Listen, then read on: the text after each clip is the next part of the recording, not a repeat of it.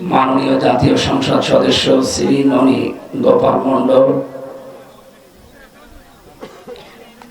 আল্লাহ রাব্বুল আলামিনের দরবারে তার জন্য হেদায়েত কামনা করছি।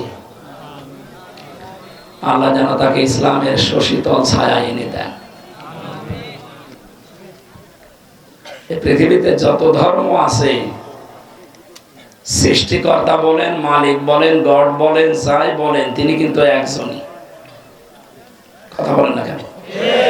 বিভিন্ন নামে হয়তো তাকে ডাকি। বিপদে পড়লে অন্য ধর্মের মানুষগুলো আমরা যাকে ডাকি, মহান রব্বুল ইজ্জাত ওয়াল জালাল আমাদের আল্লাহকে ওনারাও ডাকে।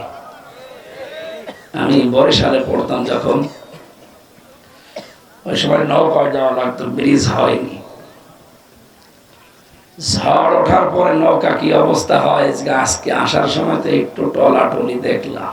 আর ওই সময় আমরা যারা মুসলিম তারা পড়ছি লা ইলাহা ইল্লাল্লাহ। হিন্দু দাদা আর দাদি দুইজন, ওরাও বলছে লা ইলাহা ইল্লাল্লাহ। বললাম দাদা দেখে মনে হচ্ছে অন্য ধর্মের লোক, কালেমা পড়েন মানে? বলছে যে ঝড় উঠেছে ও কালী দুর্গার কাজ না, আল্লাহ লাগবে। তার মানে ওরাও জানে যে একজন আসলে আছে। কথা বুঝতেছে? মানে যেহেতু শিক্ষিত মানুষ,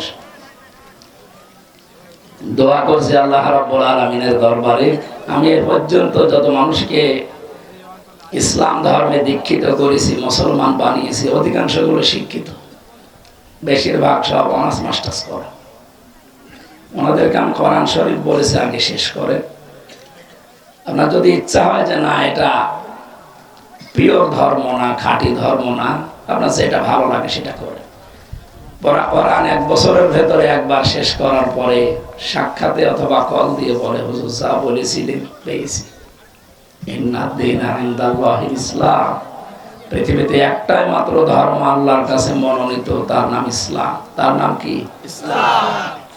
সুতরাং এই শশীতল ছায়া যদি আরো আগে আসতে পারতাম, তাহলে আমার জীবনটা আমি আরো কামিয়াব বানাতে পারতাম। বাংলাদেশ, ভারত, পাকিস্তান এই সমস্ত দেশের মুসলমানদেরকে দেখে মুসলমান হচ্ছি না, আমি মুসলমান হচ্ছে আল্লাহর কোরআন দেখে। সুতরাং এবার কোরআনে কারিমের আলোচনা চালু থাক। মুসলিমরাও যদি কোরআন শুনতে চায়, সূরা তাওবার ভেতরে আল্লাহ জানিয়েছেন, হে নবী আপনি তাদেরকেও শোনার ব্যবস্থা করে দেবেন। আমার আনিস ভাই যা বললো আমি